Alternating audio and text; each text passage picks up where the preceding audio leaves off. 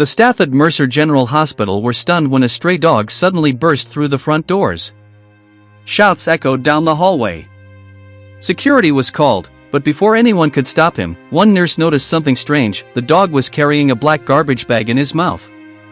At first, it looked like trash, but then it moved. Just hours earlier, before dawn, the dog, a sandy-furred mutt named Toby, had begun his usual search for food. For nearly a decade, he had lived on the streets, long ago giving up on trusting people. Too many had yelled at him or kicked him away. But hunger didn't wait for kindness. So Toby sniffed through trash bins behind an old bakery when he found a torn black bag curled tightly near some boxes. Something inside shifted.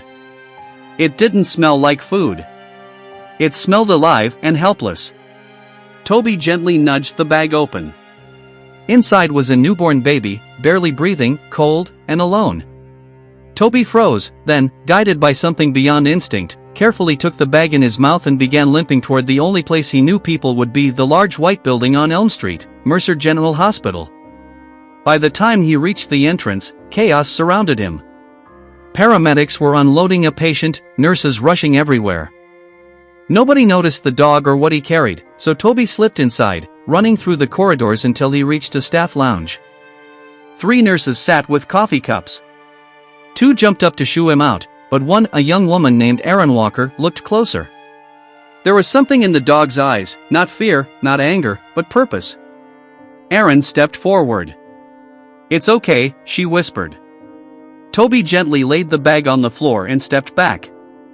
When Erin opened it, she gasped, a newborn baby, blue-lipped and silent, clinging to life. She called for help at once. Doctors rushed in, checking for a pulse. The baby's breathing was faint, but a heartbeat was there.